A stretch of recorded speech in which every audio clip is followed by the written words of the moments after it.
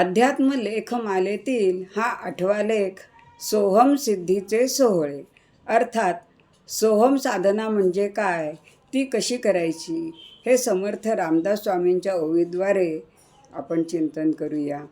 मागच्याच अहम ते सोहम या लेखातूनही सोहम साधनेविषयी चिंतन केलं होतं. ते ज्ञानेश्वर माऊलींच्या ओवीद्वारे.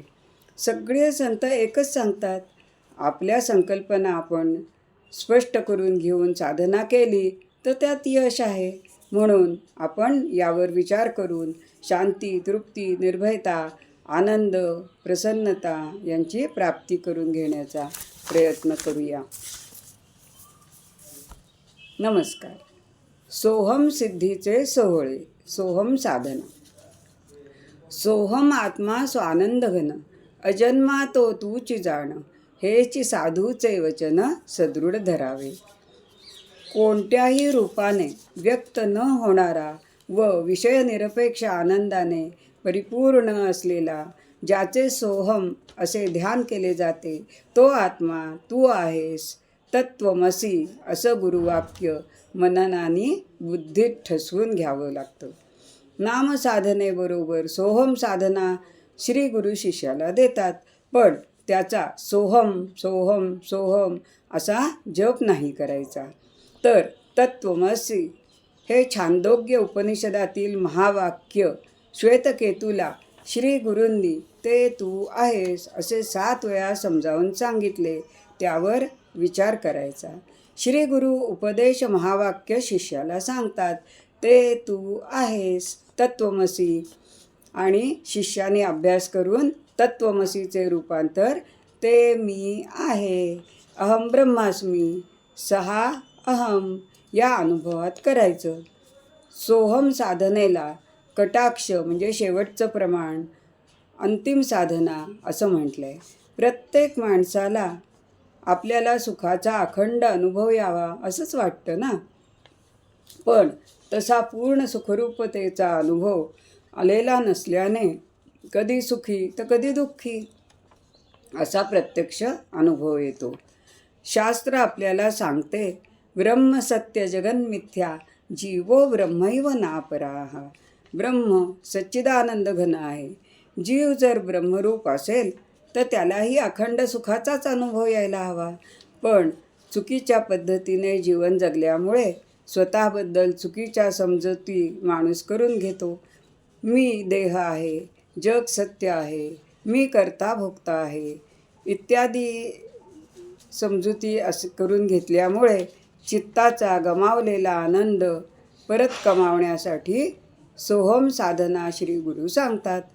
वेदांत शास्त्राचा अभ्यास असल्याशिवाय सोहम साधना करता येणार नाही. सोहम म्हणजे तो आत्मा मी आहे. हा मी म्हणजे निर्गुण, निराकार, अव्यक्त आत्माच होय. गर्भात असताना जीवाला म्हणजे माणसाला आपल्या आत्मस्वरूपाची जाणीव असते आणि तो सारखा सोहम सोहम सोहम असं म्हणत असतो. गर्भी म्हणे सोहम सोहम, बाहेरी पडता म्हणे कोहम, ऐसा कष्टी झाला बहु गर्भवासी.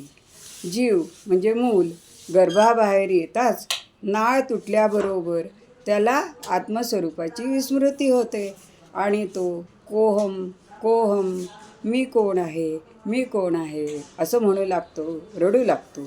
आणि मी कोण, कुठून आलो, कुठे जाणार, माझं कर्तव्य काय याचा शोध घेऊ लागतो. नवजात बालकाचे नातलगांनाही आत्मस्वरूपाची विस्मृती झालेली असल्याने ते बालकात देहात्मभावच रुजवतात. हळूहळू तोही देहालाच मी समजू लागतो. कालांतराने त्याच्यातील सोहम भावाचा पूर्ण विसर पडून तो देहोहम म्हणू लागतो. देहा एवढा मर्यादित संकुचित होणे, मी व माझे या संकुचितपणामुळे स्वार्थी व अहंकारी होतो. मी देह व मी व माझे हे सर्व दुःखाचं मूळ आहे. वास्तविक सारं जग परमात्म्याच्या चितशक्तीने चालते. खरे करते पण परमात्म्याचंच असतं. माझं जन्माला येणं, जगणं आणि मरणं त्याच्या इच्छेवरच अवलंबून असतं. मी जन्म कोठे घ्यावा, माझे आईबाप कोण असावेत, नातेवाईक कोण असावेत, हे माझ्या हातात नाही. तरी सर्व गोष्टी माझ्या मताप्रमाणे व्हाव्या यासाठी आपला मात्र अट्टहास चाललेला असतो. ईश्वराच्या एका संकल्पाला यश आलं, पण दिवसभरातले आपले किती संकल्प पूर्णत्वास जातात याचा अंतर्मुख होऊन विचार करणे आवश्यक आहे. म्हणून कर्तेपणाचा अभिमान, मी करता असतो तोच मला दुःखी करतो, यावर उपाय म्हणून सत्संगतीत नामस्मरण करणे आणि राम करता या भावाने आपल्या आयुष्यात जेही घडते ते त्याच्या इच्छेने म्हणून आनंदाने त्याला सामोरं जाणं हीच खरी ईश्वर शरणागती. आता विचार करायचा की सोहम साधना का व कशी करायची. सर्व साधनांचं अंतिम फळ निर्गुण ब्रह्म अंतरी बिंबणे हेच आहे. समर्थ म्हणतात, झाले साधनाचे फळ, संसार झाला सफळ, निर्गुण ब्रह्म ते निश्चळ अंतरी बिंबले. दासबोधातली ही ओवी आहे. उन्मनी साधली की निर्गुण ब्रह्म अंतरी बिंबते. उन्मनी म्हणजे मनाचे संकल्प विकल्प पूर्णपणे थांबल्यामुळे मन शिल्लक राहत नाही. जीवनमुक्त ही उन्मनी अवस्था अनुभवू शकतात. यासाठी देहबुद्धी देहाची आसक्ती पूर्ण जायला हवी. मी देह आहे ही भावना सोडली की विदेहीपणाचं ऐश्वर्य भोगता येतं. जिवंतपणीच ही विदेहमुक्ती भोगता येते आपल्याला. राजा जनक असे विदेही होते. निश्चयात्मक बुद्धीने ते ब्रह्म मी आहे हा निश्चय सोहम साधनेद्वारा सत्वगुणाच्या अधिक्याने खऱ्या देवाची प्राप्ती होते, आत्मस्वरूपाची प्राप्ती होते. ते ब्रह्म मी आहे हा निश्चय सत्वगुणाच्या आधाराने होतो. समर्थ म्हणतात, सत्वगुणे भगवत भक्ती, रजोगुणे पुनरावृत्ती, तमोगुणे अधोगती पावती प्राणी. दासबोधातली ओवी आहे. रजोगुण आणि तमोगुणाच्या आधिक्याने प्रपंचातील निश्चय होतात. उदाहरणार्थ, मी घर बांधीन, मी उच्च शिक्षणासाठी परदेशी जाईन वगैरे वगैरे. आत्मदर्शनासाठीच सोहम साधना करायची. माणूस म्हणून जन्माला आलोच आहोत तर माणसाने जीव आणि ब्रह्म यांचं ऐक्य साधलंच पाहिजे. यासाठी अधिकार कमावल्याशिवाय साधकाची साधना पूर्णत्वाला जात नाही. हा अधिकार म्हणजे साधन चतुष्टय संपन्न झालं पाहिजे.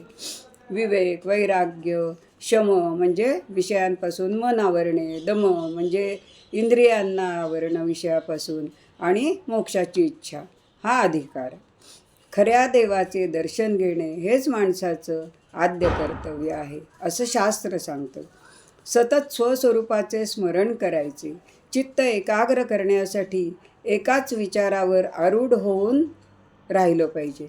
सोहम साधनेसाठी सोहम साधनेला पूरक विचार आपल्या दैनंदिन व्यवहारात असले पाहिजेत. खरा देव शांत असतो. बाहेरच्या घडामोडींनी त्याच्या चित्ताची शांती जराही ढळत नाही. तसं आपणही शांत राहिलं पाहिजे. ध्यानकाळी क्षणभर तरी प्रपंचाचा विसर पडला पाहिजे. चिंतन भगवंताचे असते तर चिंता प्रपंचाची असते. हरिपाठात ज्ञानेश्वर महाराज म्हणतात, संतांचे संगती मनोमार्ग गती, आकळावा श्रीपती येणे पंथे. श्री गुरूंनी केलेल्या तत्वमसी या उपदेश महावाक्याचे रूपांतर सोहममध्ये करण्यासाठी तत्वमसी आधी समजून घेतलं पाहिजे. त्वम म्हणजे जीव, वाच्यार्थाने जीव आणि लक्षार्थाने कूटस्थ चैतन्य. तत् म्हणजे ते, म्हणजे वाच्यार्थाने ईश्वर चैतन्य आणि लक्षार्थाने ब्रह्मचैतन्य. आणि आहेस असी म्हणजे दोन्ही एकच आहे. आपल्याला भेद जाणवत राहिला तरी ते ब्रह्मचैतन्य आणि मी जीवचैतन्य एकच आहोत. चैतन्याच्या दृष्टीने एकच आहोत. आहार, निद्रा, भय, मैथून याशिवाय कोणतीही जाणीव इतर प्राणीमात्रात नाही. फक्त जीव म्हणजे माणूस नरदेहाच्या माध्यमातून सोहम साधना करून जीवनमुक्तीचा अनुभव आनंद घेऊ शकतो. खऱ्या मीची जाणीव नरदेहात स्पष्ट आहे. सोहमचा अर्थ समजून साधना केली पाहिजे. आत्मा म्हणजे कूटस्थ चैतन्य ब्रह्म, याला संतांनी सगुणाच्या भाषेत राम, कृष्ण, दत्त, हरी असं म्हटलंय. आपण आराध्य म्हणून निवडलेले दैवत ब्रह्मरूप आहे. त्यामुळे कोणत्याही देवाची निवड केली तरी ते ब्रह्मरूपच आहेत असा आतमध्ये आपला निश्चय असला पाहिजे. या अर्थानेच तुकाराम महाराज म्हणतात, ते हे परब्रह्म उभे विटेवरी. तर समर्थ म्हणतात, एक राम आहे खरा, तिकडे गुरुपरंपरा. अवतार घेणारा दशरथपुत्र राम येणारा आणि जाणारा आहे. कायमचा खरा राम ब्रह्मरूप आहे. म्हणून दशरथपुत्र रामापासून ब्रह्मरूप रामापर्यंत प्रवास झाला पाहिजे. बहिर्मुखतेमुळे परमात्मा आपल्याला अनुभवाला येत नाही. तो आपल्या आत असूनसुद्धा आपले जीवन उत्कृष्ट रीतीने पार पाडण्यासाठी प्रत्येकाने संयमित जीवन जगलं पाहिजे. विषयात सुख नसून निर्विषय म्हणजे कोणत्याही विषया वाचून म्हणजे व्यक्ती वाचून अथवा वस्तू वाचून असणारे ब्रह्मसुख खरे आहे आणि तोच आनंद आहे. त्याची प्राप्ती सोहम साधनेद्वारे होते. यासाठी ब्रह्मानंदी डोलणाऱ्या आत्मसाक्षात्कारी सद्गुरूंची आवश्यकता असते. जगाचे जीवाचे स्वरूप कळून वास्तव स्वीकारले की दुःख कमी होतं. आपल्या कल्पनेने वास्तव बदलत नाही. जे जसं आहे तसं समजून घेतलं पाहिजे. जग आभासिक आहे. पूर्वी नव्हतं, आज आहे, पुढे नसेल. असं जे असतं ते सगळं आभासिक असतं. अशा भासमान जगातून निर्माण होणारी सुखदुःखेही भासमान आहेत. हे लक्षात आलं की दुःखाची तीव्रता कमी होते. आपण मूळचे आनंद स्वरूप असून सुखदुःख अनुभवाला येतं हे वास्तव कळलं की ब्रह्मनिश्चये आत्मज्ञान अशा निश्चयाने सोहम साधना करून आनंदरूप होता येतं. सोहम साधना आपण मूळचे आनंद स्वरूप आहोत हे कळण्यासाठीच करायची आहे. भगवंताशी अनुसंधान साधण्यासाठी अजपाजप साधना हा एक सोपा मार्ग आहे. आपण प्रयत्न न करता जो जप चालतो त्याला अजपाजप म्हणतात. श्वासावर लक्ष केंद्रित केलं की श्वास आत घेताना सो असा आवाज येतो आणि बाहेर सोडताना हम असा सूक्ष्म नाद ऐकू येतो. सोहमला ध्वनी नाही म्हणून तो सहज शब्द आहे. भगवंताचं नाव सहजपणे येणे याचंच नाव अजपाजप असा सद्गुरू गोंदवलेकर महाराज सांगतात. समर्थ म्हणतात, 21 सहस्त्र सासे जपा, नेमून गेली ते अजपा, विचार पाहता सोपा सकळ काही. दिवसाच्या 24 तासात माणसाचे 21,600 श्वास आणि प्रश्वास होतात. हा नैसर्गिक जप आहे. म्हणून श्वास घेताना सो आणि श्वास सोडताना हम हा जप करणं सोपं आहे. एकांतात बसून सोहम सोहम हे शब्द ऐकताना ऐकणारा मी वेगळेपणाने राहतो. मी सोहम शब्द ऐकतो ही वृत्ती असते आणि जोपर्यंत वृत्ती आहे तोपर्यंत मनाचा लय होत नाही. सोहम हे सहज शब्द ऐकण्याची वृत्ती लीन करून जो निवृत्ती होतो त्याला खरे मौन साधलेले असते. असंगोयम पुरुषः असं श्रुती सांगते आपल्याला. पुरुष म्हणजे आत्मा. आत्मा असंग असेल तर सोहम म्हणजे तो आत्मा मी आहे असा निश्चय असेल तर मी असंग असले पाहिजे. प्रपंचाचा संग, नातलगांचा संग, संपत्तीचा संग असा मी सगळ्या संघांनी भरलेला नसलं पाहिजे. तो मेळ अभ्यास करून बसवून घेतला पाहिजे. जो सत्व रजतम या 3 गुणांच्या अतीत जातो म्हणजे स्वतःच्या व इतरांच्या सत्व रज तम या गुणानुसार होणाऱ्या त्यांच्या वर्तनाचा परिणाम आपल्यावर होऊ देत नाही. तेव्हा तो कर्माचा साक्षी होतो. कर्ता गुण आहे, त्या गुणानुसार वर्तन घडतं. जो गुण वर असेल त्या गुणाप्रमाणे वर्तन घडतं हे समजून अलिप्त राहता येतं. आपला सत्वगुण वर असावा, जास्त असावा, कारण कोणताच गुण कधी नष्ट करता येत नाही. फक्त काही 2 गुण दबलेल्या स्थितीत असतात आणि 1 गुण वरती असतो. नामाच्या आधाराच्या जोडीला भगवंताबद्दल प्रेम असेल तर प्रसन्नता टिकून राहते. निर्गुणाची प्राप्ती झाल्यावरही सगुणाचं प्रेम हवं असं सगळे संत आपल्याला सांगतात. सोहम भावाने निर्गुण उपासना करता येते. अशी उपासना करता करता तो आत्मा मी आहे असा अनुभव येतो. या सोहमच्या अनुसंधानात राहणाऱ्या मनाला महाकारण शरीर असं म्हणतात. महाकारण शरीरात मन राहते तेव्हा अहम अलगद काढून टाकला की फक्त 6 आत्मा शिल्लक राहिला की वृत्ती आत्माकार होते. अभ्यास करणारं मन आत्माकार झालं की महाकारण देहातून अंतःकरण वृत्ती बाहेर पडते.